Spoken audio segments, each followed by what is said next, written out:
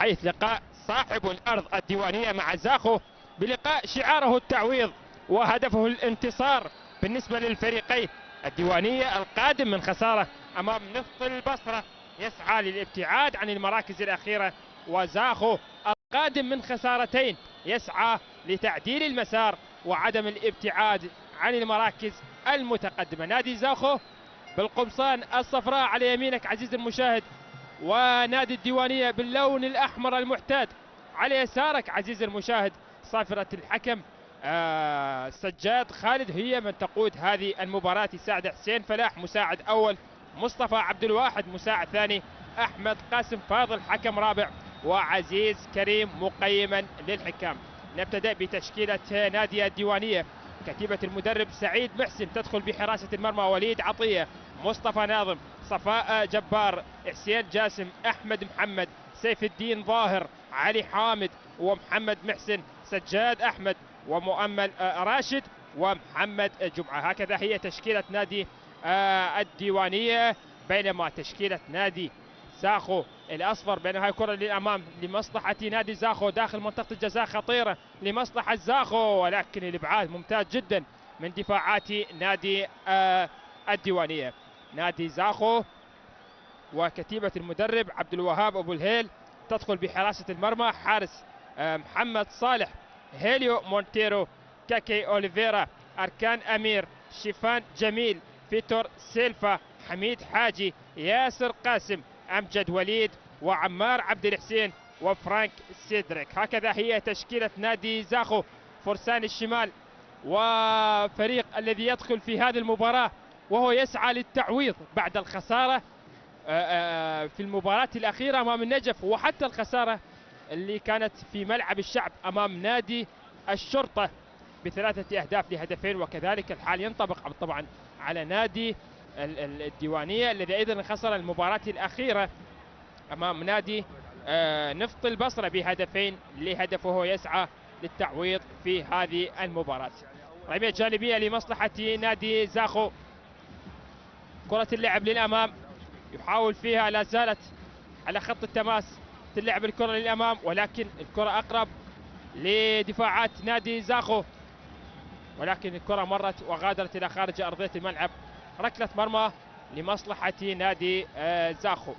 تحدث عن تاريخ لقاءات الفريقين، آخر 4 لقاءات جمعت الفريقين فاز الضيوف زاخو مرة واحدة وخيم التعادل على مواجهات الثلاثة الباقية، لأن 4 لقاءات فقط لقاء فاز فيه زاخو، واللقاءات الثلاثة الباقية كان يعني قد خيم التعادل عليها، ولم ينتصر نادي الديوانية أبدا بتاريخ لقاءات الفريقين. وهو يبحث في هذه المباراة نادي الديوانية لتحقيق الفوز والانتصار بهذا اللقاء. كرة للأمام ممتاز جدا، هيليو مونتيرو يحافظ على كرته، كرة النقل للأمام في وسط الملعب بالراس، والكرة غادت إلى خارج أرضية الملعب. جانبية لمصلحة نادي زاخو، جانبية لمصلحة نادي زاخو. أول لقاء جمع الفريقين كان بتاريخ 13 من آذار 2018، وانتهى ذلك اللقاء بفوز زاخو بهدفين لهدف.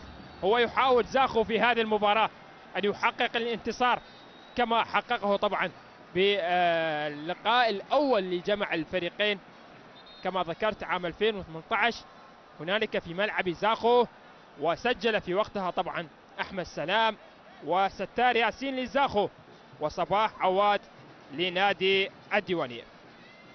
كرة اللعب لمصطفى ناظم لدفاعات نادي الديوانية، الأحمر الديواني في هذا اللقاء، والبحث عن التعويض والابتعاد عن مراكز المتأخرة. كرة النقل للأمام قريبة على قوس الجزاء، خطيرة الآن، هذه محاولة تسديدة ولكنها مرت وغادرت إلى هنالك ركنية. نعم ركنية هي لمصلحة نادي الديوانية. تسديدة كانت من محمد محسن، ولكن الكرة اصطدت تحولت ركنية، وهي الركنية الأولى في هذه المباراة بعد مرور 5 دقائق بين نادي الديوانية ونادي زاخو هنا في الجولة 7 ضمن منافسات الدوري العراقي الممتاز. ركنية إذن هي لمصلحة نادي الديوانية، البحث فيه عن تحقيق الهدف الأول بعد بدء مجريات اللقاء. ركنية يبحث في الديوانية وترقب بالتأكيد من جمهور نادي الديوانية الذي ينتظر هذه الكرة، اللعب الكرة للأمام على القائم البعيد، طالت لا زالت لمصلحة نادي الديوانية كرة اللعب، ولكن الكرة طالت تحولت من هنالك ركلة مرمى لمصلحة نادي زاخو. لمصلحة نادي زاخو. آخر لقاء جمع الفريقين كان أيضا هناك في ملعب زاخو وانتهى إيجابيا بالتعادل مرة 1-1. سجل في وقتها طبعا سجل كيلان لقمان لزاخو ومصطفى ناظم للديوانية. هذا كان طبعا آخر لقاء الموسم الماضي اللي كان في ملعب زاخو. خطأ ركلة حرة مباشرة هي لمصلحة نادي الديوانية. الأحمر الديواني يبدأ المباراة بضغط واضح يسعى فيه لتسجيل الهدف الأول، والجمهور يترقب وينتظر، وهزيز الجمهور تتعالى كرة اللعب للأمام داخل منطقة الجزاء. هذه كرة خطيرة، محاولة ولكن دفاع ممتاز من دفاعات نادي زاخو. لا زالت أمجد وليد يحاول فيها تأني وصبر بصناعة الفرصة للأمام. هذا ارتداد سريع ولكن الكرة خطأ هي لمصلحة نادي زاخو. ركلة حرة ثابتة لمصلحة نادي زاخو. لاحظ نادي الديوانية يتقدم يضغط، وبالتأكيد نادي زاخو خطير جدا بالمرتدات. كرة اللعب عالية للأمام، بالراس مقطوعة من مصطفى ناظم، لا زالت خطيرة لمصلحة الديوانية، ولكن الكرة غادرت رمية جانبية هي لمصلحة نادي الديوانية، لمصلحة الأحمر الديواني الذي يسعى بهذه المباراة التعويض. نعم التعويض بعد الخسارة أمام نفط البصرة، لكن قبله هو حقق انتصار هنا على هذا الملعب أمام نادي أربيل، وسجل في وقتها طبعا نادي الديوانية ب3 أهداف لهدف. سجل في وقتها علي حامد وسجاد أحمد ودوف وومي. دوف وومي لاعب نادي الديوانية. خطأ لمصلحة نادي الديوانية. أتمنى أن تستقل المباراة ونشاهد الفرص بهذا اللقاء. بالتأكيد لقاء مهم، يعني لو انتظرنا بالنسبة طبعا للنادي الديوانية الذي يسعى أن يحقق انتصار ونسيان المباريات الأخيرة، خصوصا النادي الديوانية في هذا الموسم في موقف حرج. كرة اللعب من هنالك خطيرة، يا سلام، الكرة عرضية خطيرة داخل منطقة الجزاء، استلام داخل منطقة الجزاء، يحاول فيها نادي الديوانية أن يلعب كرة عرضية للأمام، ولكن الكرة اصطدت تحولت من هنالك إلى ركنية هي لمصلحة نادي الديوانية. الركنية الثانية لمصلحة الأحمر الديواني، يضغط أكثر وأكثر، يحاول أن يسجل الهدف الأول مع بداية المباراة، وهو الآن يحصل على الركنية الثانية في أول 10 دقائق. يا من تتابع وتشاهد قناة شباب سبورت هنا في الجولة السابعة بين نادي الديوانية وزاخو. هنا الركنية تأتي لمصلحة الأحمر الديواني. كرة اللعب عالية خطيرة بالروس، ولكن الكرة طالت وغادرت إلى خارج أرضية الملعب. ركلة مرمى لمصلحة زاخو. ركنية جميلة وبالراس، لكن افتقدت التركيز والدقة في المرمى، وبالتالي كانت غادرت إلى خارج أرضية الملعب. ركلة مرمى لمصلحة نادي زاخو. الديوانية اللي استضاف مباراتين مع زاخو، أيضا انتهت تلك المباراتين بالتعادل، مرة إيجابيا 1-1، والمباراة الثانية انتهت سلبيا 0-0. هكذا يعني الديوانية لم يفوز هنا أمام نادي زاخو على ملعبه في المواجهات الأخيرة. رمية جانبية لمصلحة نادي زاخو. زاخو هذا الموسم بوضع أفضل من نادي الديوانية بكثير. أكيد تحدث عن نادي زاخو في الجولة الأولى، فاز على نوروز ب2-0، تعادل مع الكرخ سلبيا، وفاز حتى على الميناء هنالك في ملعب البصرة ب2-0، فاز على أمانة بغداد ب2-0. وكرة للأمام لمصلحة الديوانية. هذه كرة خطيرة، أوه تسديدة أولى نحو المرمى تصل بسهولة عند حارس المرمى. الله، كرة جميلة رائعة لمصلحة الديوانية، تسديدة بالقدم اليمنى لكنها وصلت سهلة بأحضان حارس المرمى محمد صالح. هذا تهديد أول لمصلحة نادي الديوانية، أول خطورة لمصلحة الأحمر بهذا اللقاء لحد الآن. كرة لمصلحة زاخو، كرات عالية مشتتة بدون تركيز، عادت من جديد هذه كرة تسديدة لكنها ضعيفة، غادرت إلى خارج أرضية الملعب. ركلة مرمى لمصلحة نادي الديوانية. استكمل المباريات اللي أتحدث عن مباريات نادي زاخو، بعد ذلك يعني جاء المسار المختلف اللي خسر أمام نادي الشرطة ب3 أهداف ل2، وقدم مباراة حقيقة كانت جميلة بالنسبة لنادي زاخو. المباراة التي يعني لعبها أمام نادي الشرطة هناك في ملعب الشعب، وبعد ذلك الخسارة الغير متوقعة أمام نادي النجف في ملعب زاخو. كرة اللعب لمصلحة نادي زاخو، هذه يحاول فيها للأمام، يحاول أن يتقدم، ولكن الكرة لا زالت لمصلحة نادي الديوانية. لاحظ لاعبين نادي الديوانية يعني بصعوبة أن يخرجون الكرة من ساحتهم. الكرة عادت ركلة مرمى، حكم المباراة احتسبها ركلة مرمى لمصلحة نادي الديوانية. زاخو اللي لعب 6 مباريات سابقة، فاز في 3، تعادل في مباراة واحدة، وخسر مباراتين، وسجل 8 أهداف وعليه 6 أهداف، وبالتالي كانت حصيلة هذه المباريات المركز الثامن ب10 نقاط، بينما نادي الديوانية اللي لعب 5 مباريات فقط، لأنه لديه مباراة مؤجلة مع نادي الزوراء في الجولة الثانية، فاز في مباراة واحدة فقط أمام نادي أربيل ب3 أهداف لهدف، وخسر 4 مباريات ولم يتعادل أبدا. لم يتعادل الديوانية في المواجهات الأخيرة، وبالتالي أيضا سجل 4 أهداف وعليه يعني 11 هدف. بالتأكيد يعني حصيلة تهديفية سلبية على نادي الديوانية. هو الآن في مركز خطير في مركز 18 ب3 نقاط فقط. هنا ركلة حرة مباشرة لمصلحة الأحمر الديواني، لمصلحة الديوانية، علي يسجلون الهدف الأول بهذه الأثناء. كرة اللعب عالي الأمام، خطيرة هذه المحاولة،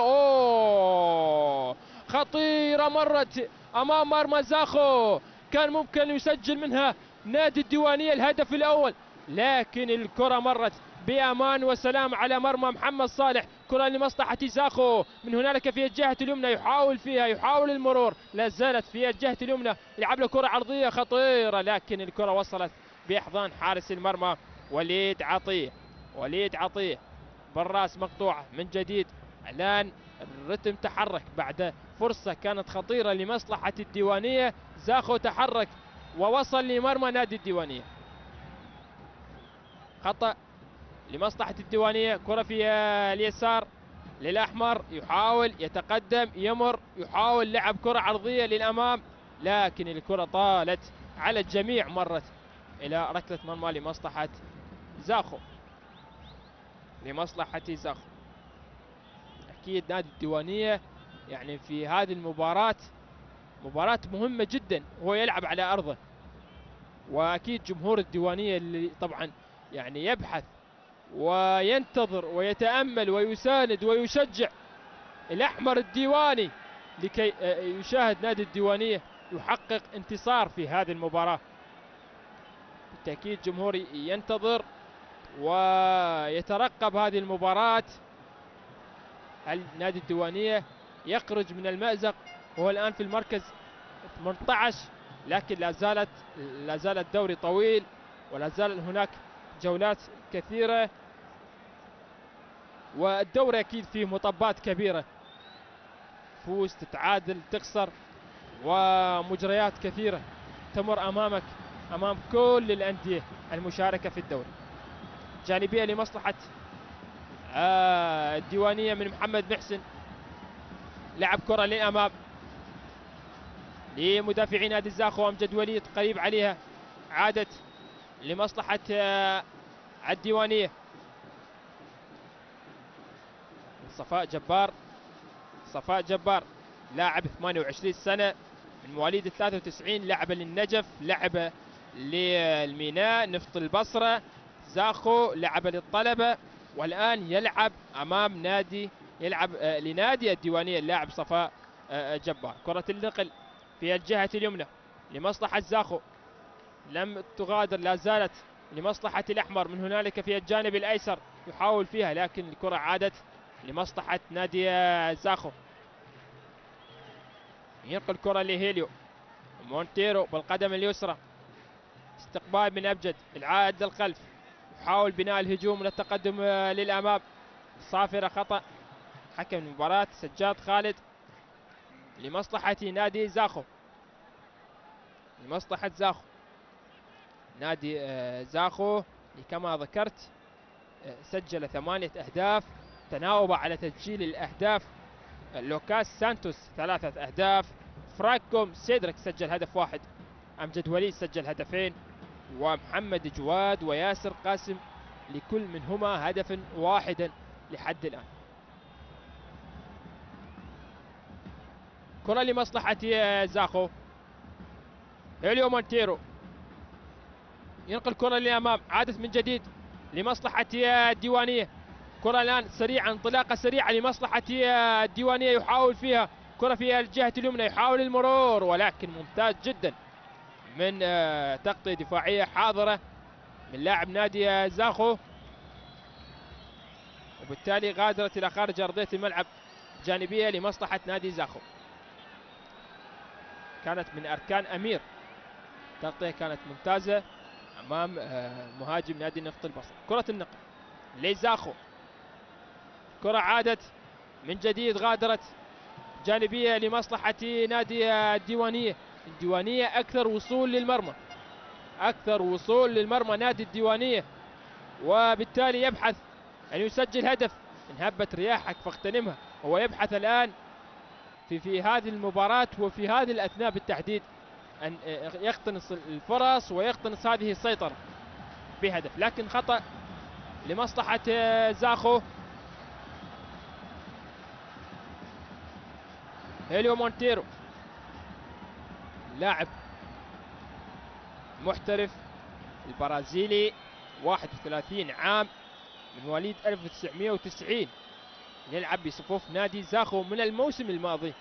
هيليو مونتيرو، كرة عالية للأمام بالراس مقطوعة، لا زالت، ولكن صافرة خطأ من جديد مرة أخرى لمصلحة نادي زاخو. كثير هي الأخطاء في أول 20 دقيقة يا من تتابع وتشاهد قناة شباب سبورت.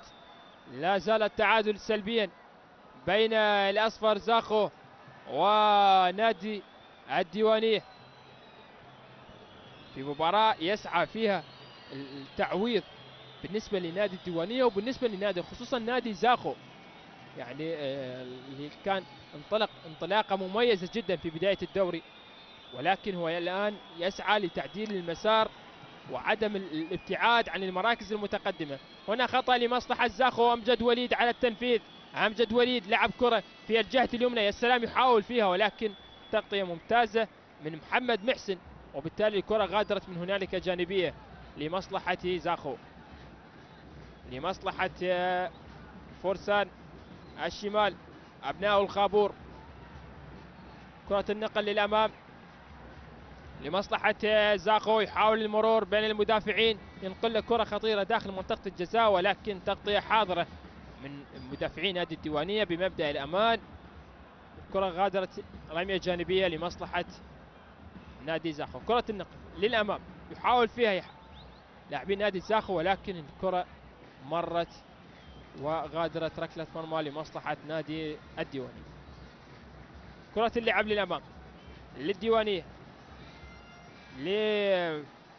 لمدافعي نادي الديوانية، يحاول يتقدم فيها للأمام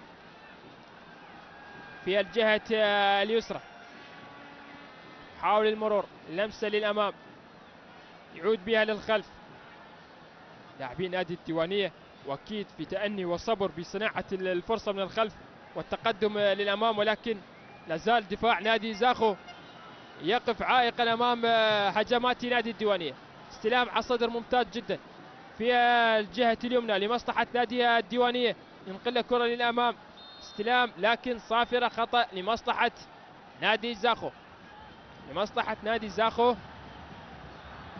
على مؤمل راشد، على مؤمل راشد في الكرة الماضية، وبالتالي خطأ لمصلحة نادي زاخو. زاخو لعب يعني مباراتين خارج أرضه، واحدة كانت خسارة والثانية انتصار مع الميناء، فاز 2-0، لكن خسروا في مع الشرطة ب3 أهداف لهدفين، بينما الديوانية لعب مباراتين في ملعبه هذا الموسم، الأولى تكبد خسارة ثقيلة أمام الطلبة بثلاثية، والثانية فاز على أربيل ب3 أهداف لهدف. هكذا هي المواجهات الديوانية وزاخو هذا الموسم. تماس لمصلحة نادي الديوانية، لازلنا ننتظر أداء أفضل بقادم الدقائق من نادي زاخو أو من نادي الديوانية. جانبية لمصلحة الأحمر الديواني، كرة اللعب للأمام مقطوعة من مدافعي نادي زاخو، بالراس عادت من جديد لمصلحة فرسان الشمال ياسر قاسم، وعودة للدور الممتاز وبعد احتراف في الدوري الإنجليزي، لاعب اللي حقيقة قدم مستوى طيب مع المنتخب الوطني بالفترة الأخيرة، خصوصا في بطولة آسيا 2015 كان أداء مميز لياسر قاسم، وابتعاده والآن يعود في الدوري العراقي الممتاز في تجربة أولى في الدوري العراقي الممتاز. ياسر قاسم بكل فن ومرور، كرة استلام في وسط الملعب، ينقل كرة في مدافعي نادي زاخو، هوليو مونتيرو، كرة لكاكي أوليفيرا، من هنالك عادت لمصلحة نادي زاخو. لاحظ التمريرات، سلسلة من التمريرات يحاول فيها سعيد محسن، ممتاز جدا محمد محسن، يقطع الكرة، عادت خطيرة لمصلحة الديوانية، يحاول فيها الديوانية من اقتناص الفرص المقطوعة والتحويل بالهجمات السريعة على مرمى نادي زاخو. كرة النقل للأمام يحاول فيها، خلى كرة للأمام، هذه كرة على الجهة اليسرى لصفاء جبار، كرة عادت لمصلحة نادي الديوانية في الجهة اليسرى، ولكن الكرة اصطدت، تحولت جانبية لمصلحة نادي الديوانية. كرة اللعب لمحمد محسن، محمد محسن يحاول المرور، يا سلام، لمسه 1-2 وتقدم، يا سلام، الله على المرور، ممكن تسديد، اوه الله الله، محمد صالح ينقذ مرمى زاخو بتسديده كانت خطيرة ولا زالت خطيرة، هذا الرأسي، اوه الديوانية خطير جدا، خطير جدا، بمحاولتين كان ممكن أن يسجل الهدف الأول، لكن الله على تصدي محمد صالح في الكرة الماضية، وبالتالي مرت بأمان وسلام على أبناء الخابور، على فرسان الشمال. الله في الكرة الماضية نادي الديوانية بكرة خطيرة جدا، لاحظ رغم الهدوء لكن ممكن الهدف يكون في أي وقت في أي لحظة أن يسجل لمصلحة نادي الديوانية أو حتى لمصلحة نادي زاخو، لأن زاخو أيضا لديه أدوات، لديه لاعبين مميزين في صفوف نادي زاخو، لديهم القدرات، لديهم الإمكانيات أن يسجلون الهدف الأول، خصوصا بالهجمات المرتدة السريعة.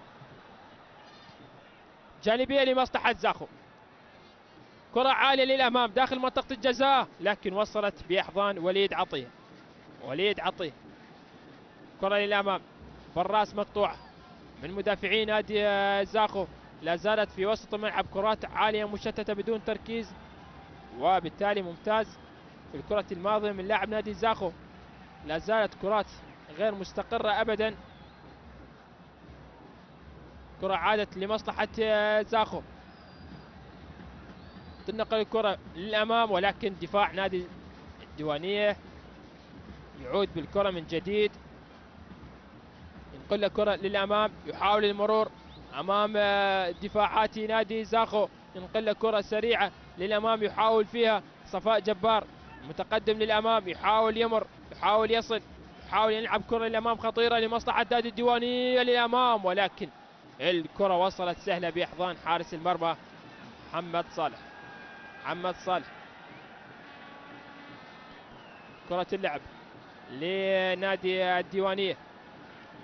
الديوانية وفي هذا الموسم يعني بوضع حرج، يسعى في هذه المباراة وفي هذا الموسم أن يخرج من المراكز المتأخرة. أمجد وليد، يا سلام على المرور، لا زالت لمصلحة زاخو، ينقل الكرة للأمام لعمار عبد الحسين، عادت لحميد حاجي، من هنالك عند ياسر قاسم، يحاول ياسر قاسم ينقل الكرة في الجهة اليمنى من المتقدم للأمام، يحاول يلعب الكرة للأمام، ولكن ممتاز جدا دفاع نادي الديوانية.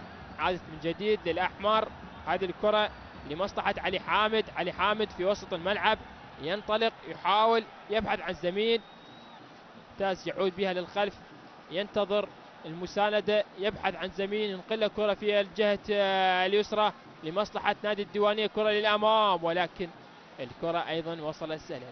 يفتقدون اللمسة الأخيرة، بعض الكرات يفتقدون بها نادي الديوانية للمسة الأخيرة والتركيز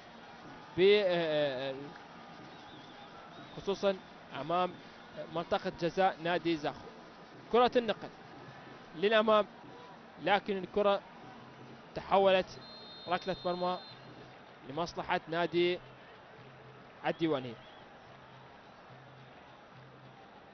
الديوانية تحدث عن تاريخ هذا النادي، نادي الديوانية الملقب بالأحمر الديواني، تأسس عام 1965. هذه المشاركة يعني رقم 8 لهم في تاريخهم في الدوري الممتاز. أول موسم 2001-2002 كان هذا أول موسم للديوانية في الدوري الممتاز، وهبط لأكثر من مرة لدوري الدرجة الأولى، وحققوا لقب دوري الدرجة الأولى موسم 2016-2017 مع المدرب قصي منير، وبالتالي عادوا للدوري الممتاز الآن مع المدرب سعيد محسن اللي هو ابن نادي الديوانية ونجم الديوانية. حكم المباراة يعطي دقيقة وقت مستقطع لشرب المياه. لا زالت المباراة لم ترتقي لمستوى الطموح لا من جانب نادي الديوانية ولا من نادي زاخو، لكن الديوانية كان يعني أكثر خطورة وأكثر وصول للمرمى، خصوصا بعد الكرات اللي شاهدناها لمحمد محسن، كان خطير جدا في كثير من أوقات المباراة، وبالتالي لا زالت النتيجة سلبيا 0-0 بين الأحمر الديواني والأصفر زاخو.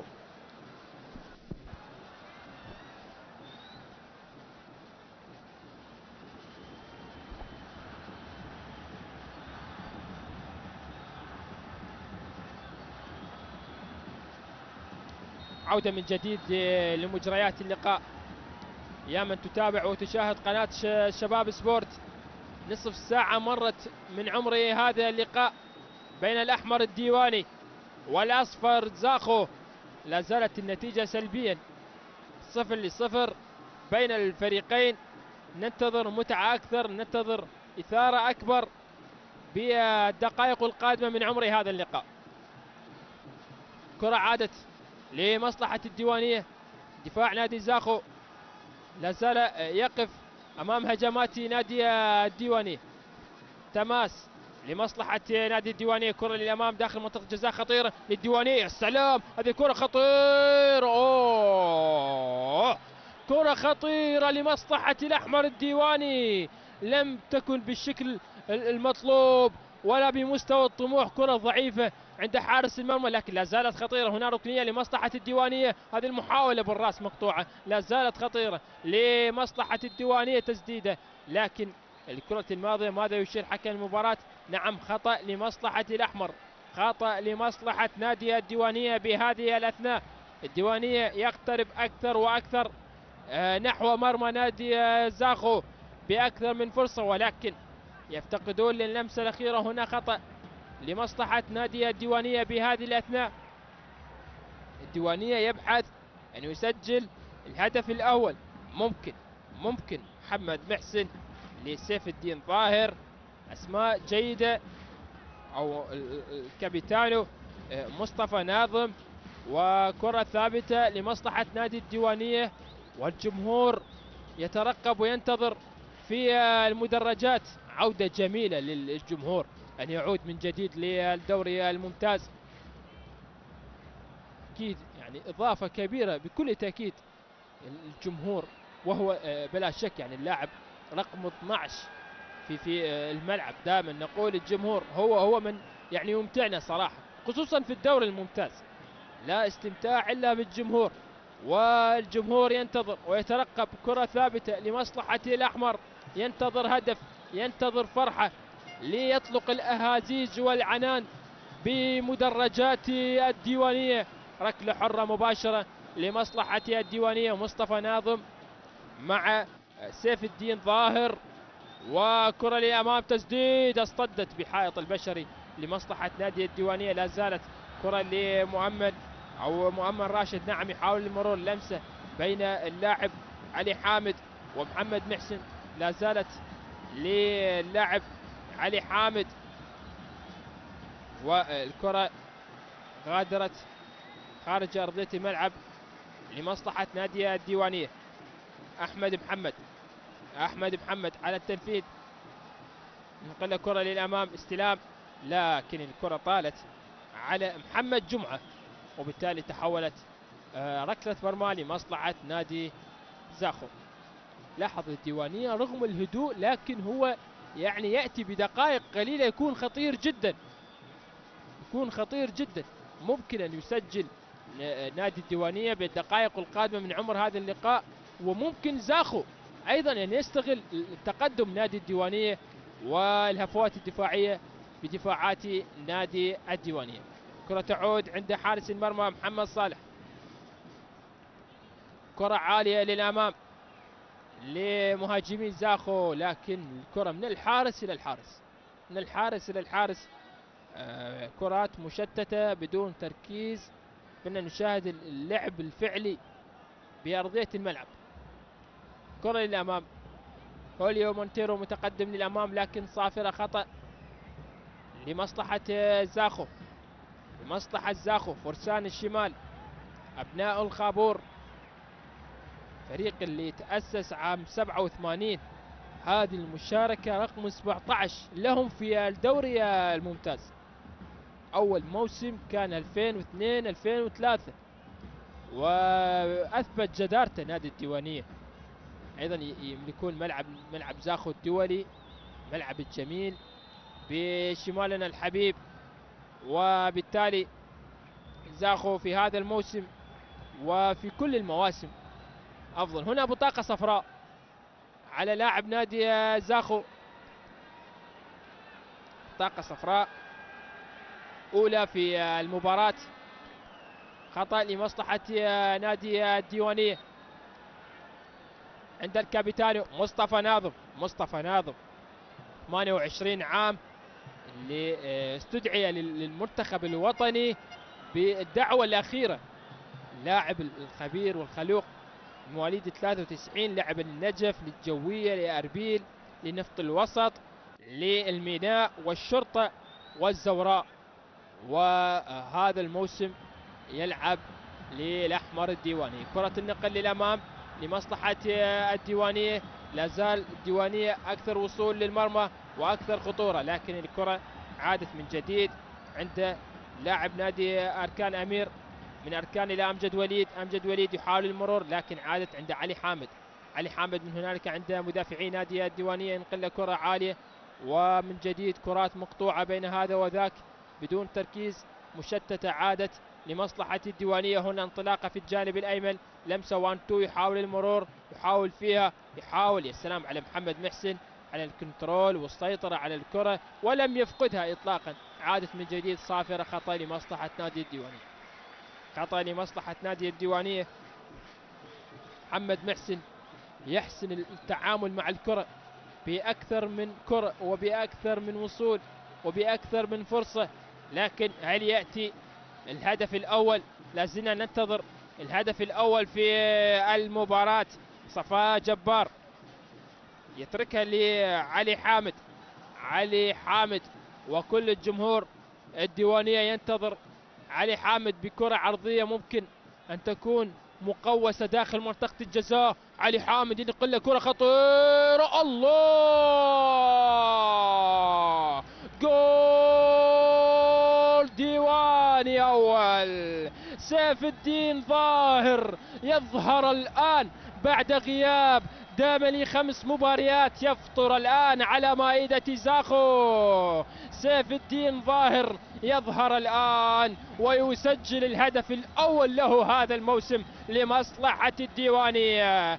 جول للأحمر الديواني، يسجل الآن الهدف الأول في الدقيقة 37. هدف أول أقول ممكن يكون مستحق لمصلحة الديوانية، لمصلحة الأحمر. يسجل الآن سيف الدين ظاهر، ظاهر يظهر الآن وتظهر معه الفرحة في المدرجات.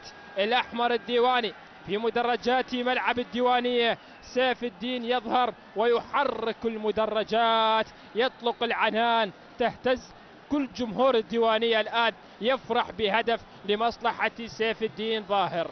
هدف أول لمصلحة الأحمر الديواني، جول أول يحرك هذه المباراة ويحرك المياه الراكدة ويحرك أبناء الخابور في هذا اللقاء. كرة عادت للديوانية الآن، استنشط نادي الديوانية، يحاول أن يتقدم فيها للأمام، يحاول أن يسجل هدف ثاني. الفرحة كبيرة أكيد بمدرجات نادي الديوانية بهدف أول، حرك المدرجات، أشعل المباراة، وبالتالي يعني سيحرك المياه الراكدة لهذه المباراة.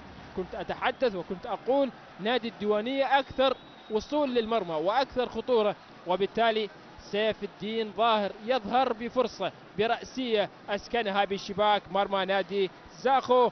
محمد صالح، كرة للديوانية للأمام لمصلحة زاخو في الجهة اليمنى عند كاكي أوليفيرا. كاكي من هنالك عند الديوانية على خط التماس، عادت لزاخو، لا زالت عند هيليو. مونتيرو البرازيلي يتقدم فيها، لمسة للأمام، استلام من ياسر قاسم، هذه كرة خطيرة لا زالت لمصلحة أبناء الخابور، لمصلحة الفرسون، ولكن الكرة بأحضان حارس المرمى نادي الديوانية وليد عطية. وليد عطية، دقائق أخيرة من نهاية الشوط الأول كانت مثيرة، ويقتنص الفرصة سيف الدين ظاهر بهدف، يظهر ويسجل الهدف الأول ويحرك معه مدرجات الأحمر الديواني الذي غابت عنه الأفراح. لا زالت للديوانية، ولكن الكرة بأحضان حارس المرمى نادي زاخو محمد صالح. لازلنا أيها الأحبة متابعينا مشاهدي شباب سبورت، وصلنا عند الدقيقة 40، 5 دقائق متبقية عن نهاية الجزء الأول والشوط الأول من هذه المباراة بين الأحمر والأصفر، والتقدم ديواني برأسية سيف الدين ظاهر. كرة لمصلحة وليد عطية، ينقل كرة عالية للأمام، لا زالت كرة لهيليو يحاول فيها، أو ليس هيليو، لاعب نادي زاخو في الكرة الماضية بيتر سيلفا، أيضا محترف بصفوف نادي زاخو. بيتر سيلفا، وجانبية لمصلحة نادي الديوانية. هدف مهم جدا بالشوط الأول، أن تذهب لغرف الملابس وأنت مرتاح متقدم بهدف، بمباراة يعني تقدم فيها الديوانية، وصل وبالتالي سجل هدف، وبالتالي أعتقد أنه نادي الديوانية عليها الآن يحافظ على هذا الهدف أمام تحركات نادي زاخو الخطيرة جدا من أمجد وليد وأركان أمير وعمار عبد الحسين اللي كان يلعب في الميناء سابقا.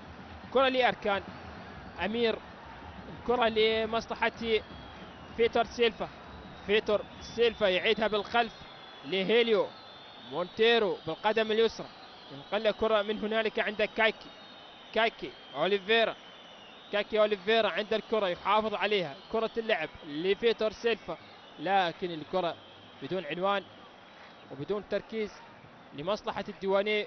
ممتاز جدا، قطع عادت لمصلحة نادي زاخو. ياسر قاسم استلام ونظرة وتقدم كرة يا سلام للأمام، ولكن دفاع وصفاء جبار ينقذ الموقف. لا زالت لمصلحة نادي الديوانية خطيرة داخل منطقة الجزاء، والكرة مرت ركلة مرمى لمصلحة نادي الديوانية. لاعب صفاء جبار يلعب بالنار أمام مرمى الديوانية وهجمات زاخو. لازلنا أيها الأحبة مشاهدينا متابعي شباب سبورت في كل مكان، وصلنا عند الدقيقة 43 والديوانية متقدم بهدف برأسية سيف الدين ظاهر، وزاخو بهذه الأثناء يحاول أن يتقدم للأمام، ممكن أن يعدل النتيجة. وهذه كرة تسديدة من مسافة بعيدة، الله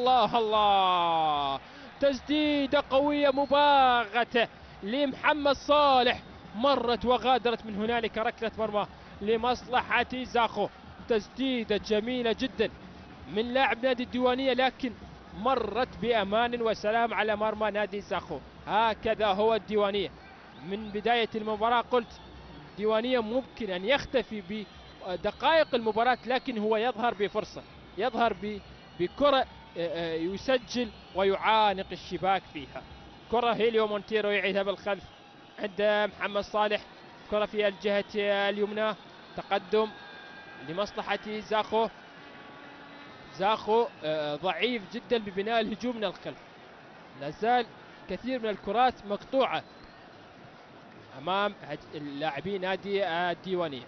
كرة النقل في الجهة اليسرى، ياسر قاسم ينقل كرة خطيرة للأمام، ولكن الكرة طالت على اللاعب فيتور سيلفا أو فرانك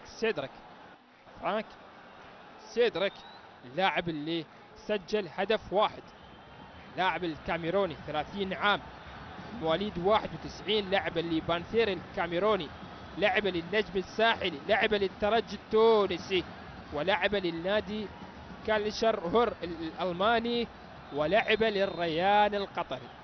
اللاعب فرانك سيدرك المحترف الأفريقي الكاميروني بصفوف نادي زاخو. خطأ لمصلحة فرسان الشمال، هيليو مونتيرو لكاكي أوليفيرا، كي ينقل كرة من هنالك في الجهة اليمنى، شيفان جميل لياسر قاسم، لمسة، كرة تعود للخلف، تأني وصبر بصناعة الفرصة من الخلف والتقدم فيها للأمام. هيليو مونتيرو بالقدم اليسرى عند الكرة، نظرة للأمام، يبحث عن مساندة، ينقل كرة في الجهة اليمنى لياسر قاسم، يعيدها لكاكي أوليفيرا،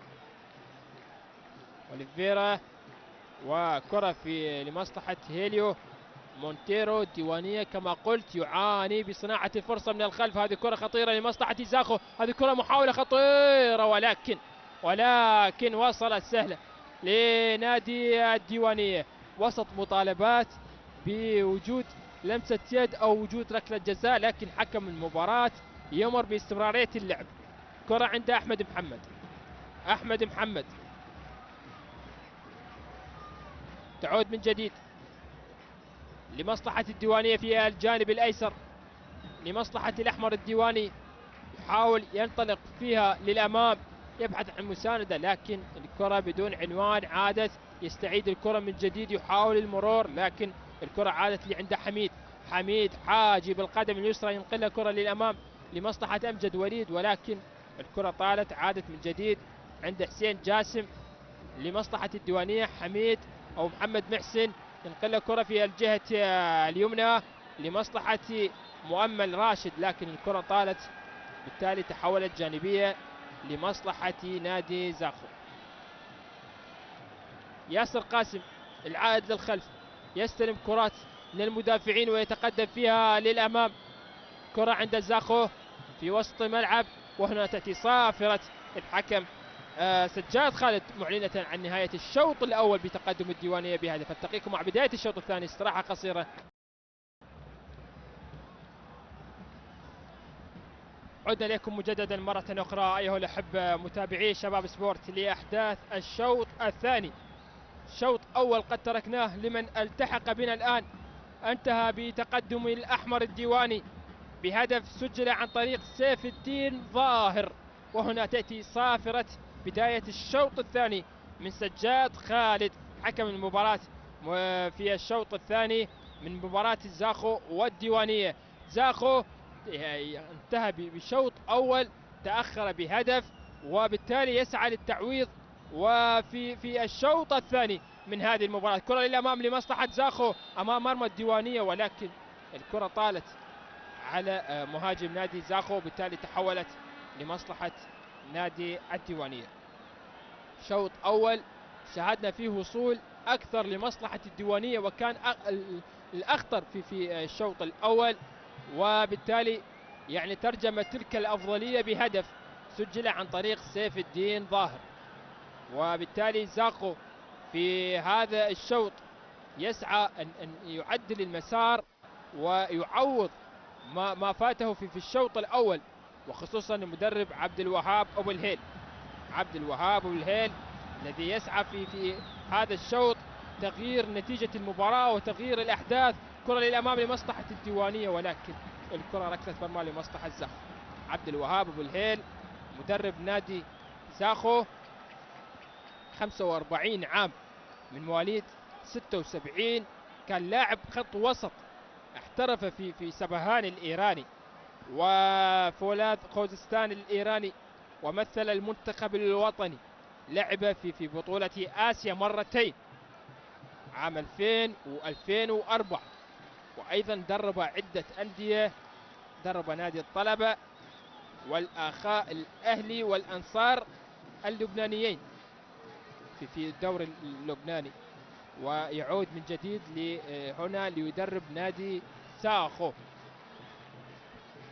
درب نادي زاخو. كرة النقل لمصلحة نادي الديوانية، لكن ممتاز جدا من فيتور سيلفا لياسر قاسم. كرة للأمام خطيرة تأتي لمصلحة نادي زاخو في هذه الأثناء لمصلحة لوكاس سانتوس. لوكاس سانتوس يشترك بأحداث الشوط الثاني، لاعب البرازيلي اللي سجل 3 أهداف. أكيد المدرب عبد الوهاب بالهيل يدفع بلوكاس سانتوس بالشوط الثاني، وبالتأكيد يعني سعي واضح لمعادلة النتيجة في الشوط الثاني. كرة بالراس مقطوعة، عادت من جديد لمصلحة نادي الديوانية أو لمصلحة زاخو للأمام مقطوعة، وبالتالي طالت إلى جانبية لمصلحة زاخو. تلعب بشكل سريع لوكاس سانتوس، يحاول المرور بالقدم اليسرى. اللاعب المحترف الأفريقي البرازيلي وليس الأفريقي، اللاعب من أمريكا الجنوبية، اللاعب البرازيلي. كرة لمصلحة زاخو، هذه كرة خطيرة، يحاول المرور، يا سلام، يحاول فيها، خطير جدا هذه. جول التعديل يأتي لمصلحة زاخو، يسجل نادي زاخو الهدف التعديل، نعم، عن طريق اللاعب محمد جواد يسجل الهدف الثاني له في هذا الموسم. جول ثاني لفرسان الشمال أبناء الخابور يعدلون النتيجة الآن 1-1، ولا واحد أفضل من واحد. يعدلون الآن النتيجة ببداية الشوط الثاني، بداية مثالية لمصلحة زاخو. بالتالي يسجل اللاعب محمد جواد الهدف التعديل وسط غفلة من دفاعات نادي الديوانية. تمركز خاطئ وحوار بين لاعبي نادي الديوانية وزاخو، والسلامات للاعب المصاب، ينهض بالسلامة. وحكم المباراة وحديث مع اللاعبين ويطلب تهدئة الأمور في هذا اللقاء الذي يعني شاهدنا هدف بنهاية الشوط وهدف في بداية الشوط، والنتيجة لا زالت المتعادلة للكفة 1-1 بين زاخو والديوانية، بين فرسان الشمال والأحمر الديواني. هدف أول يحرك هذه المباراة أكثر وأكثر، وبالتالي هدف التعديل يعني سيحرك هذه المباراة أكثر في الدقائق القادمة من هذه المباراة. نادي الديوانية أمام جمهوره، هناك لاعب غادر للإصابة من لوكاس سانتوس، يغادر أو فيتر سيلفا لاعب نادي زاخو. كرة النقل لمصلحة الديوانية، الآن الديوانية بعد هدف التعديل عليه أن يستنشط ويتقدم للأمام، أن يسجل الهدف الثاني أمام صيحات جماهير الديوانية الذي تملأ المباراة وتملأ الملعب بأهازيج جميلة. كرة اللعب لمحمد محسن، لعب كرة للأمام لمصلحة نادي زاخو، يحاول فيها المرور أمجد وليد، ولكن صافرة خطأ لمصلحة زاخو، صافرة خطأ لمصلحة زاخو. كتيبة المدرب سعيد محسن اللي كانت متقدمة بالشوط الأول الآن تستقبل هدف التعديل. سعيد محسن مدرب الشاب 39 سنة من مواليد 82، كان طبعا لاعب معروف لنادي الديوانية، لعب لعدة أندية عندما كان لاعبا، أتحدث لعب للنجف، للطلبة، زاخو، نفط البصرة، ولعب لنفط الوسط، واعتزل اللعب في نادي الديوانية، في نادي الديوانية، وبعد ذلك اتجه للتدريب وعمل مساعدا في كثير من المدربين. كرة النقل خطيرة ولكن ممتاز جدا من حارس المرمى نادي زاخو محمد صالح ينقذ الموقف. كرة النقل لمصلحة الديوانية، لمسة للأمام يحاول فيها على مشارف منطقة الجزاء، ولكن الكرة عادت لفرانك سيدرك لياسر قاسم، ونظرة للأمام والبحث عن مساندة والبحث عن الزميل في بمنتصف الملعب. كرة في الجهة اليسرى لأمجد وليد، لمسة يعود بها لياسر قاسم، ياسر قاسم نظرة، نقل الكرة للأمام خطيرة لمصلحة زاخو، لمصلحة لوكاس سانتوس البرازيلي، يحاول المرور البرازيلي أمام مدافع نادي الديوانية، وبالتالي الكرة طالت تحولت جانبية لمصلحة الأحمر. لمصلحة الديوانية حميد حاجي، كرة للأحمر للديوانية، استلام وتقدم للأمام من علي حامد، وانطلاقة سريعة في الجهة اليمنى، لعب كرة خطيرة ولكن الكرة وصلت سهلة بأحضان حارس مرمى نادي زاخو محمد صالح. كرة لهيليو مونتيرو يتقدم فيها للأمام. زاخو القلعة الصفراء وقلعة الشمال يسعون لتعديل المسار بهذه المباراة. أتحدث عن زاخو، وأي حديث عن زاخو والحديث طويل فيه. زاخو المدينة الخلابة بطبيعتها والجميلة بمناخها، الرائعة بأهلها، مدينة الأصوات الجميلة التي تقع أقصى شمال كردستان العراق قرب الحدود التركية. يمر عبر المدينة نهر الخابور الذي يشطرها نصفين، وفيها الكثير من المعالم الأثرية كجسر الدلال التاريخي الذي لا زال موجودا منذ زمن العصر العباسي، اللي مشيد بالحجارة المنحوتة، إضافة إلى القشلة فيها نصب وتماثيل عدة، تمثال للشاعر أحمد خاني والشهيد صالح اليوسفي. إنها مدينة الأصوات الجميلة لأنها تمتلك ناس ذواقين لسماع الموسيقى والغناء، المدينة التي تشتهر بأكبر وعدد من المطربين، وكأن في الأمر سرا. كرة اللعب للديوانية خطيرة، لا زالت لمصلحة الأحمر، والكرة بأحضان حارس المرمى. كرة خطيرة جدا لمصلحة الديوانية، كان ممكن يسجل من خلالها، لكن الكرة مرت بأمان وسلام على مرمى نادي زاخو. تحدث عن زاخو وقلت هذه المدينة الجميلة، مدينة المرتفعات والجبال، يسعون في هذه المباراة أن يحقق نتيجة إيجابية ولا يخسر بهذه المباراة.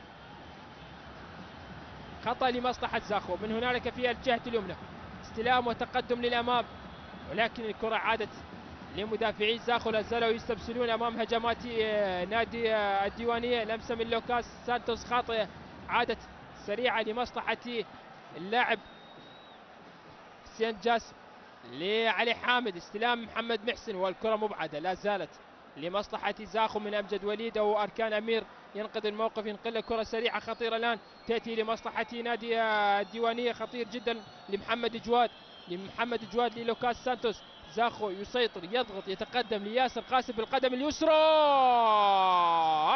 تسديدة جميلة جدا، ووليد عطية يتصدى أمام تسديدة ياسر قاسم باليسرى قوية، لكن الكرة تحولت من هنالك إلى ركنية هي لمصلحة نادي زاخو يتقدم للأمام بعد هدف التعديل، خصوصا التبديل بإشراك اللاعب محمد جواد، حرك المباراة، حرك كل شيء بهذه المباراة، وبالتالي تبديلين كان لمصلحة نادي زاخو، حرك اللاعبين وزرع الروح بنفوس ولاعبي نادي زاخو.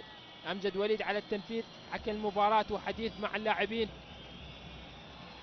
وصلنا عند الدقيقة 55، كرة النقل خطيرة بالراس، ولكن الكرة مبعدة من مدافعي نادي الديوانية، لا زالت عند محمد محسن، يحسن التعامل محسن بكل شيء محسن، وصافرة خطأ لمصلحة الديوانية.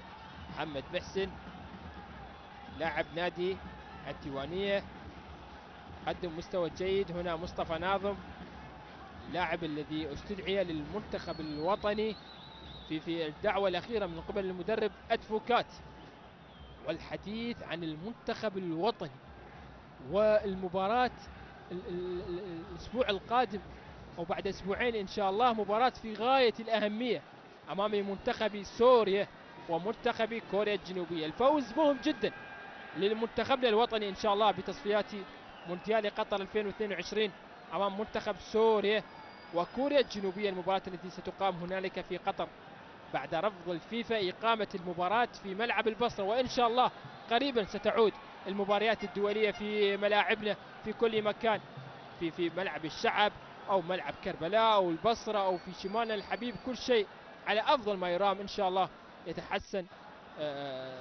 الوضع، وبالتالي تعود المباريات في ملاعبنا ونحن جاهزون لذلك. كرة اللعب لعلي حامد لمصلحة الديوانية، يحاول تسديدة لكن اصطدت، عادت من جديد لمصلحة الديوانية.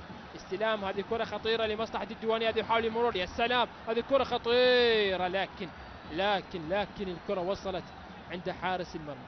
مرور رائع جدا من سجاد أحمد اللاعب الذي كان يلعب في نفط ميسان الموسم الماضي، وهذا الموسم يلعب مع نادي الديوانية. سجاد أحمد مرور كان مميز، لاعب مهاري. كرة اللعب بالراس مقطوعة، عادت من جديد لمصلحة الديوانية. علي حامد من هنالك في الجهة اليمنى، كل كرة استلام من سيف الدين ظاهر صاحب الهدف الأول في هذه المباراة لمصلحة الديوانية. كرة النقل سريعة الآن تأتي لمصلحة نادي الديوانية، يحاول المرور فيها، ولكن الكرة لا زالت تحولت من جديد لمصلحة الديوانية. كرة لسيف الدين ظاهر، وهنا بطاقة صفراء تأتي على لاعب البرازيلي لوكاس سانتوس، والبطاقة الصفراء الثانية في المباراة، والبطاقتين على نادي زاخو. سلامات للاعب الذي يعاني من إصابة، لاعب نادي الديوانية.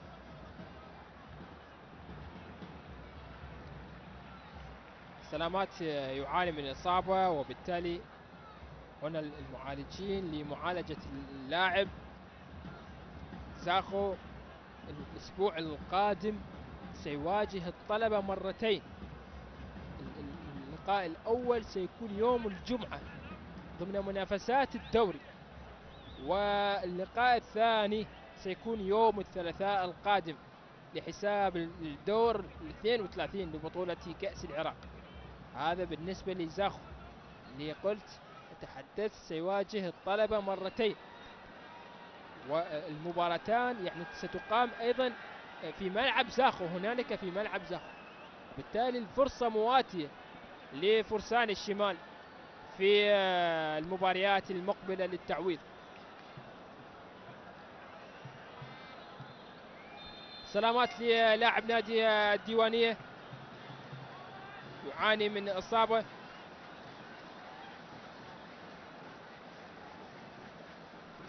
مصطفى ناظر يلعب كرة عالية للأمام من ياسر قاسم للوكاس سانتوس. زاخو أكثر رغبة ويحاول بكل سرعة أن يصل لمرمى نادي الديوانية بهذه الأثناء. لوكاس سانتوس صاحب الثلاث أهداف مع زاخو هذا الموسم، سجل أهداف الموسم الماضي وهداف مهم جدا بالنسبة لنادي زاخو. ياسر قاسم يستخلص الكرة ببراعة، ينقل كرة خطيرة داخل منطقة الجزاء، وإبعاد يأتي من مصطفى ناظم صمام الأمان لنادي الديوانية، وبالتالي جانبية لمصلحة زاخو. يا من تتابع وتشاهد قناة شباب سبورت، 60 دقيقة ساعة مرت من عمر هذا اللقاء، والتعادل بهدف لمثله بين الأحمر الديواني والأصفر زاخو، ولا زلنا ننتظر الكثير من هذه المباراة. حسين جاسم يعود من جديد للمباراة.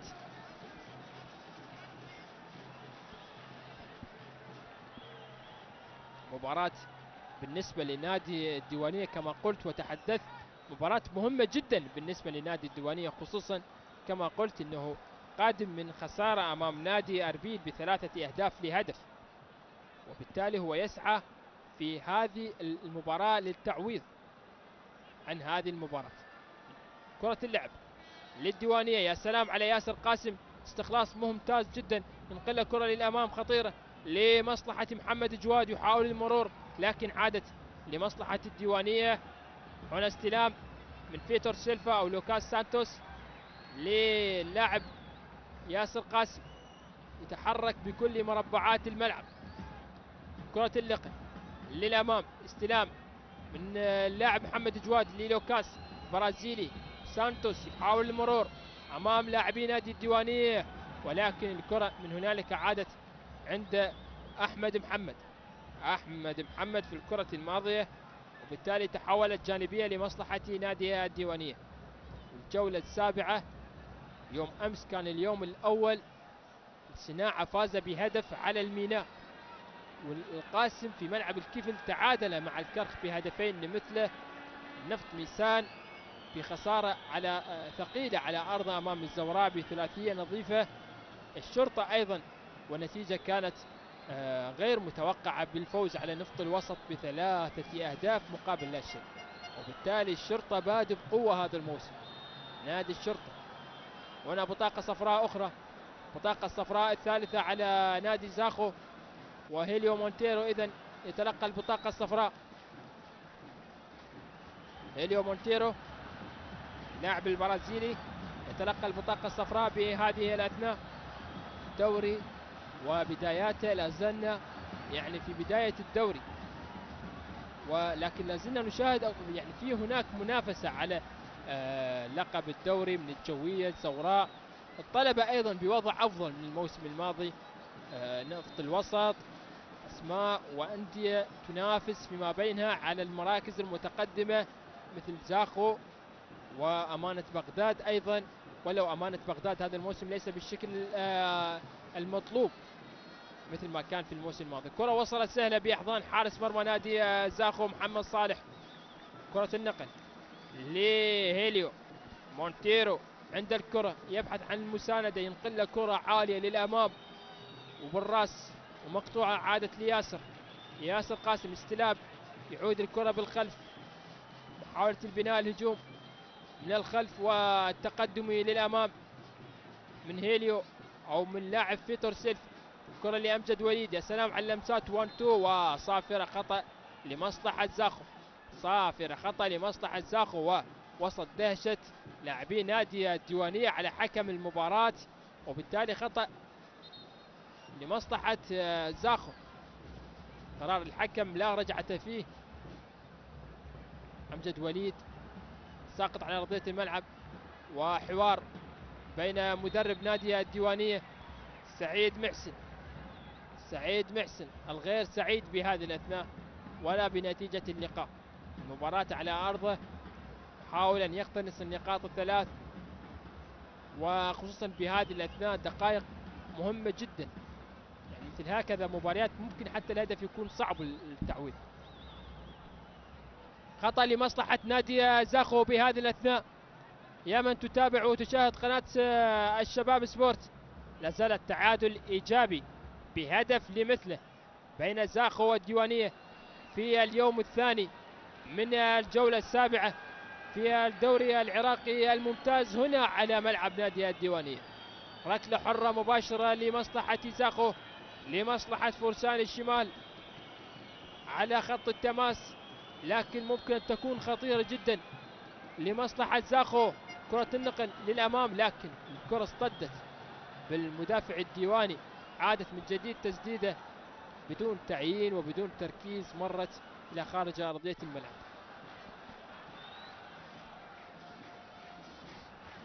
ركلة مرمى لمصلحة نادي الديوانية. الشوط الثاني ورتم ممكن قد يكون مقارب لرتم الشوط الأول، لكن الأجمل هناك رغبة من قبل الفريقين. ممكن الهدف يأتي بأي وقت وبأي لحظة لنادي زاخو أو لنادي الديوانية. كرة النقل، يا سلام على حسين جاسم، يحاول المرور، يا سلام من حسين جاسم، وكرة في الجهة اليسرى، استلام من لاعب نادي الديوانية، ينقل كرة عرضية خطيرة، هذه كرة بالراس لكن لا زالت لمصلحة الأحمر، يحاول فيها من هنالك لمصلحة الأحمر الديواني، كرة يعكسها داخل منطقة الجزاء خطيرة الآن تأتي لمصلحة الديوانية، تسديدة لكن أرضية زاحفة قصيرة مرت وغادرت إلى خارج أرضية الملعب. ركلة مرمى لمصلحة نادي زاخو. لمصلحة نادي زاخو. لاحظ الديوانية في كرة ممكن أن يسجل، ممكن يغيب يهدأ، لكن ممكن بأي فرصة يعود للمباراة، بأي فرصة ممكن أن يعود للمباراة.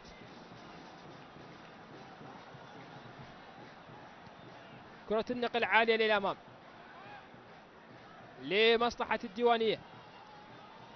الكرة عادت من جديد لمصلحة نادي زاخو جانبية، أو هو خطأ يحتسب لمصلحة زاخو أو لمصلحة الديوانية. حكم المباراة وحوار مع لاعب نادي الديوانية ولاعب نادي زاخو.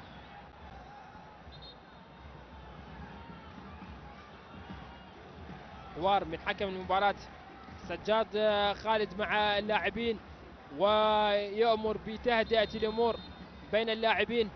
من نشاهد الروح الرياضية، عصبية غير مرغوبة أبدا في الملاعب. هنا بطاقة صفراء على لاعب نادي الديوانية، وبالتالي يتلقى البطاقة الصفراء، بطاقة صفراء الرابعة بهذه المباراة على محمد جمعة يتلقى البطاقة الصفراء. دائما نقول الحكمة المعروفة النهوض بالغضب، الجلوس بالخسارة، بالتالي كل ما تكون أنت أكثر هدوء ستستطيع أن تقود المباراة إلى بر النجاح ولا بر الأمان. خطأ لمصلحة الديوانية، علي حامد على التنفيذ لمصلحة الأحمر الديواني. بهذه الأثناء ممكن أن يسجلون الهدف الثاني. كرة النقل عالية خطيرة، كانت خطيرة جدا، كان ممكن نشاهد الهدف الثاني. الهدف الأول سجل من ركلة ثابتة، وفي هذه الكرة كان ممكن نادي الديوانية أيضا أن يسجل من ركلة ثابتة، لكن مرت بأمان وسلام على مرمى نادي زاخو. مهما هدأت المباراة ممكن أن نشاهد الأهداف بأي وقت من مجريات اللقاء. كرة لمصلحة زاخو، كرة النقل للأمام عند علي حامد، استلام اللاعب نادي زاخو ياسر قاسم ونظرة للأمام، ينقلي السلام على اللمسات هنا محمد جواد يحاول فيها يبحث عن زميل، ينقل كرة خطيرة للأمام ولكن مرت الكرة الماضية على اللاعب فرانك سيدريك اللاعب الكاميروني، كان يطلب الكرة في الكرة الماضية لكن الكرة مرت بأمان وسلام على مرمى نادي الديوانية، ينقل كرة مرة ثانية ولكن الكرة من الحارس إلى الحارس، من الحارس إلى الحارس. يا من تتابع وتشاهد قناة شباب سبورت، وصلنا عند الدقيقة 70، 20 دقيقة متبقية على نهاية هذا اللقاء، والتعادل لا زال بهدف لمثله لحد الآن في هذه المباراة. كرة اللعب لمصلحة نادي زاخو عالية للأمام وبمبدأ الأمان، الكرة تغادر جانبية لمصلحة نادي الديوانية ولحظات مهمة جدا، آخر 20 دقيقة متبقية على نهاية هذا اللقاء، الهدف بهذا التوقيت سيكون صعب جدا. خطأ مرة أخرى لمصلحة نادي الديوانية، ركلة حرة مباشرة، الكرات الثابتة ممكن أن تكون حل من الحلول لتسجيل الأهداف، وهنا ركلة حرة مباشرة خطيرة لمصلحة نادي الديوانية، والجمهور وهازيج تطلق في هذه المباراة، الجمهور اللي ينتظر نادي الديوانية بفارق الصبر وأن يعود من جديد الأحمر الديواني كما كان نادي الديوانية، كما تحدثت النادي اللي هذه المشاركة وهذا الموسم رقم 8 لهم في تاريخهم مع الدوري بعد تحقيق لقب الدوري الدرجة الأولى موسم 16-17 مع المدرب قصي منير طيب الذكر. قصي منير اللي أيضا يعني قدم استقالته من نادي الميناء. كثيرة هي الاستقالات في كل موسم تعودنا أن نشاهد الاستقالات، لحد الآن 7 حالات بين إقالة واستقالة في هذا الموسم، وبالتالي نتمنى أن لا نشاهد الإقالات والاستقالات متكررة في الدوري. كلما شاهدنا الاستقرار كلما كانت النتائج طيبة بمباريات في عالم كرة القدم.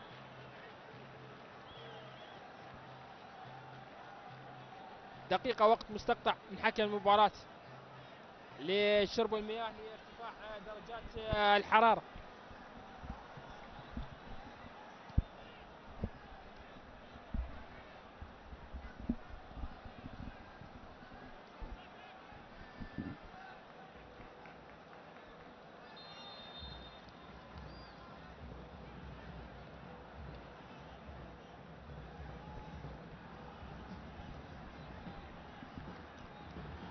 عودة من جديد لمجريات اللقاء. كنت أتحدث عن ركلة حرة مباشرة طالت لوقت طويل، والآن على التنفيذ لاعب نادي الديوانية.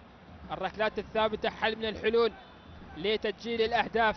الركلة الحرة المباشرة الخطيرة للأحمر الديواني، كرة النقل عالي للأمام ولكن الكرة طالت على الجميع، تحولت ركلة مرمى لمصلحة نادي زاخو. 1-1 نتيجة تكررت بين الفريقين في كثير من المباريات، تكررت في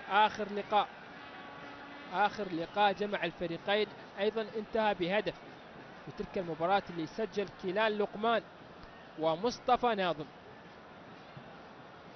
في المباراة الأخيرة التي أقيمت كما ذكرت في في ملعب زاخو. هناك في زاخو كرة اللعب لزاخو، هذه كرة أو لمصلحة الديوانية، كرة خطيرة للأمام، ولكن الكرة مبعدة من هنالك. ركنية هي لمصلحة نادي الديوانية. الديوانية الآن يضغط، يحاول أن يسجل الهدف الثاني مع اقترابنا لوصولنا للدقيقة 75، والديوانية يحاول بهذه الأثناء أن يسجل الهدف الثاني أمام هازيج الجمهور الديواني الحاضر بمدرجات الملعب، وهو ينتظر الهدف، وبالتالي ليطلق الأفراح والعنان بمدرجات الملعب. كرة لمصلحة الديوانية، ركنية اللعب عالي الأمام، الرأسية حاضرة، ولكن الكرة مبعدة من هنالك. مرت إلى رمية جانبية، نعم رمية جانبية لمصلحة الديوانية.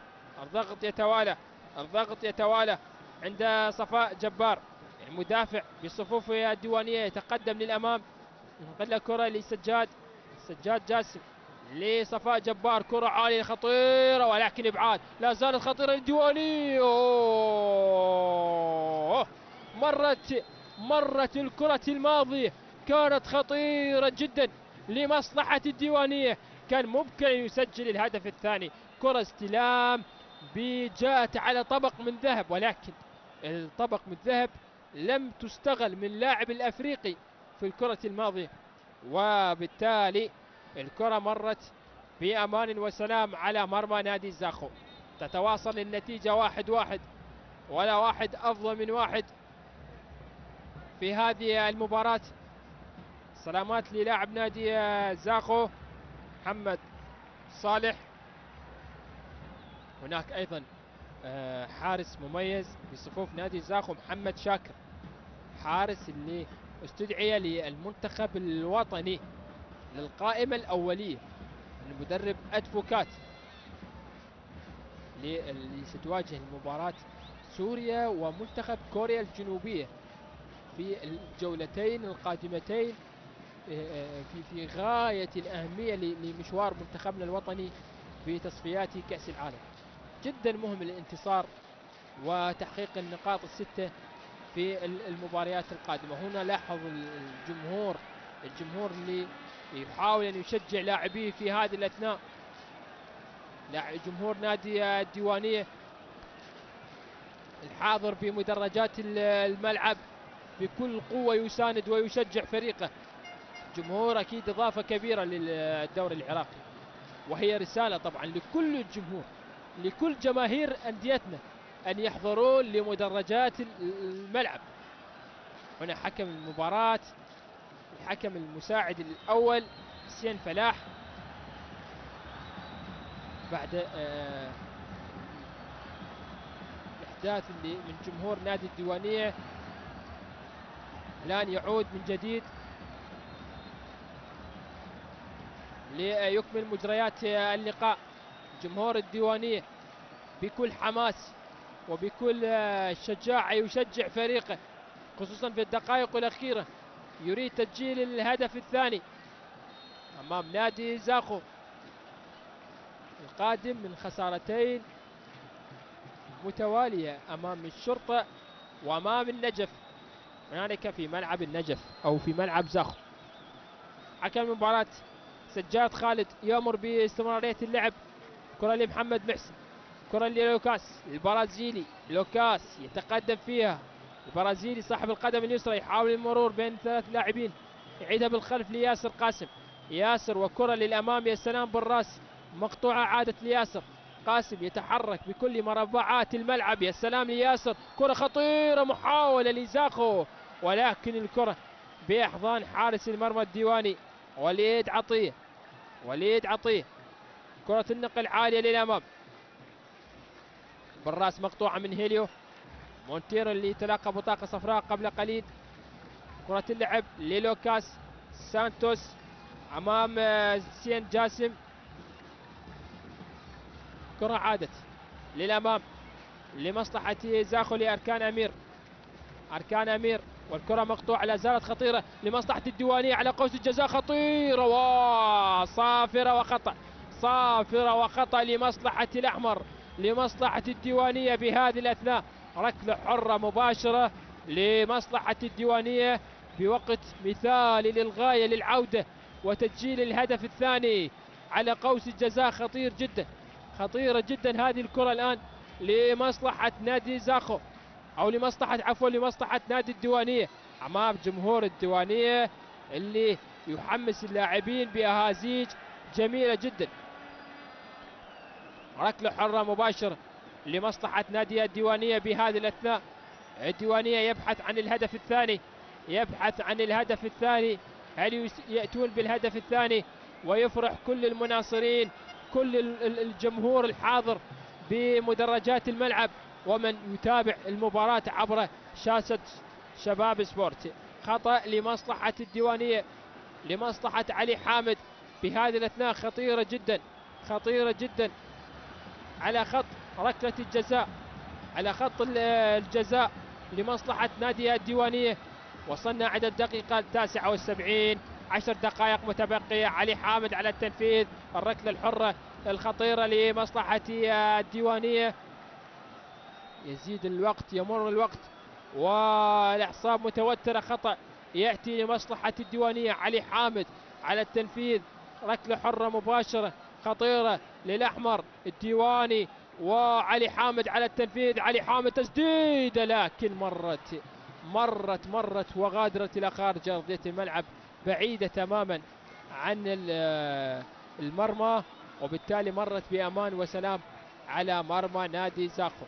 الجمهور كان ينتظر هذه الكرة أن يفرح بهدف ثاني، ولكن الكرة مرت بأمان على مرمى فرسان الشمال أبناء الخابور. لا زال التعادل الإيجابي بهدف لمثله لحد الآن في هذه المباراة. كرة النقل عالية للأمام بالراس مقطوعة من محمد جواد لمصطفى ناظم، لكن الكرة عادت عند ياسر قاسم. ياسر بكل ثقة يحاول يمر أمام حسين جاسم، لكن الكرة ممتاز جدا في الكرة. حسين جاسم يحاول يمر بالقدم اليسرى. الله على حسين، الله على حسين جاسم في الكرة الماضية. لاعب جيد، لاعب جيد موهوب، يلعب بالقدم اليسرى ومروره رائع، لاعب مهاري. كرة اللعب للديوانية لمصلحة الديوانية. السلام، هذه كرة خطيرة تأتي لمصلحة الديوانية، يحاول المرور فيها، ولكن مرة أخرى الدفاع. لاحظ الآن زاخو يحاول أن يستغل تقدم نادي الديوانية ويسجل من خلالها هدف. كرة لمصلحة الديوانية، يحاول المرور، ولكن الكرة عادت من جديد لمصلحة نادي زاخو. زاخو يحاول أن يستغل الهفوات الدفاعية الذي يتركها نادي الديوانية بالخلف، واستغلال الفراغات وتسجيل الأهداف. مصطفى ناظم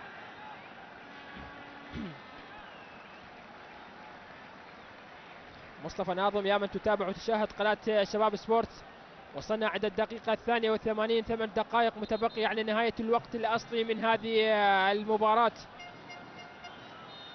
بين نادي الديوانية ونادي زاخو.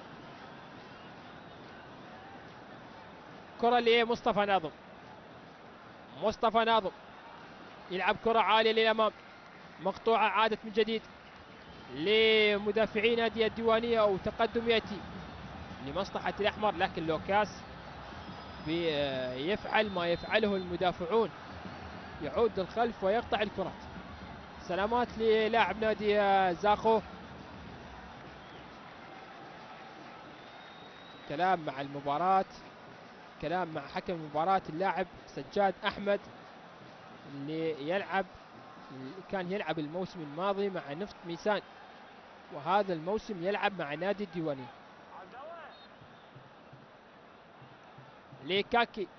كاكي أوليفيرا المحترف بصفوف نادي زاخو، ينقل كرة عالية للأمام بالراس، لا زالت خطيرة لمحمد جواد، خطيرة لمصلحة زاخو بهذه الأثناء، يحاول يمر وبالتالي صافرة. خطأ لمصلحة فرسان الشمال، لمصلحة أبناء الخابور.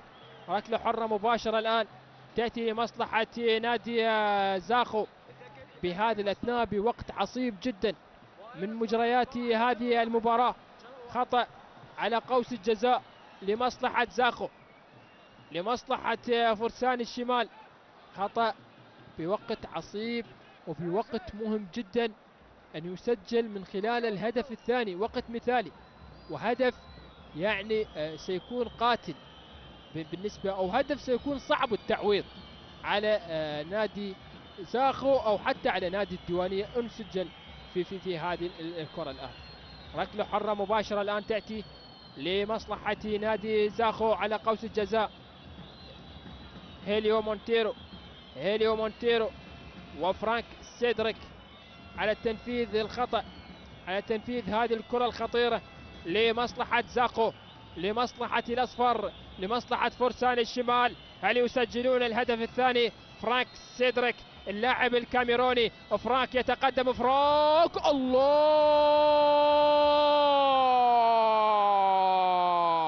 جول عالمي عالمي لزاخو. فرانك سيدريك الكاميروني بالقدم اليمنى يسجل الهدف الثاني لزاخو،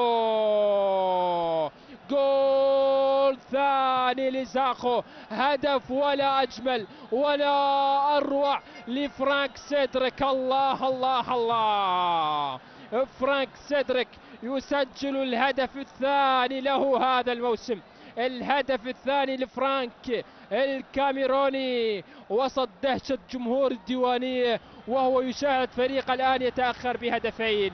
هدف للكاميروني، هكذا هو المحترف وإلا فلا، هكذا هو المحترف.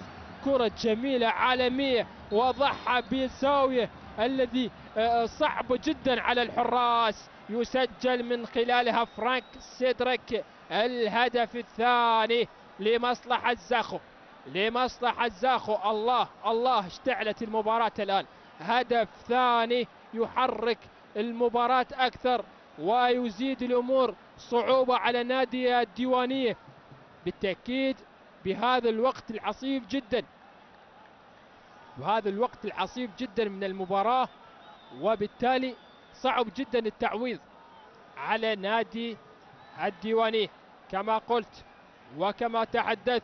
وهي 4 دقائق متبقية على نهاية الوقت الأصلي من هذه المباراة، وبالتالي لا زال زاخو بكرة جميلة ولا أروع، أتقنها ببراعة فرانك سيدريك المحترف الأفريقي، وبالتالي يسجل من خلالها الهدف. خطير هذه المحاولة، لا زالت ديوانية، وبالتالي صافرة خطأ، صافرة خطأ لمصلحة زاخو. في الكرة الماضية كانت خطيرة جدا، كانت خطيرة جدا، فرصة التعديل ضاعت أمام هجمات نادي الديوانية، وبالتالي جمهور الديوانية ينتظر يترقب فريقه، وبالتالي ويشاهد فريقه يتأخر الآن بهدفين لهدف بكرة ولا أروع كانت لفرانك سيدريك. سلامات للاعب الذي يعاني من إصابة بصفوف نادي زاخو، وأيضا يعني وقت متبقي من المباراة 3 دقائق، بالتأكيد لاعب يريد أن يكسب المزيد من الوقت وإضاعة الوقت لكي يكسب نادي زاخو الفوز بهذه المباراة بعد مباراتين بخسارة، مباراتين لمصلحة زاخو في الدوري كانت خسارة أمام الشرطة وأمام النجف، وبالتالي هنا كتيبة المدرب عبد الوهاب أبو الهيل تريد الخبر اليقين والخبر المفرح للجماهير الزاخولية الذي تنتظر هناك في ملعب زاخو في الجولة القادمة لنادي زاخو أمام نادي الطلبة، أيضا مشوار مع في بطولة كأس العراق، وبالتالي جمهور زاخو الآن يفرح بهدف ثاني كان عن طريق الكاميروني فرانك سيدريك.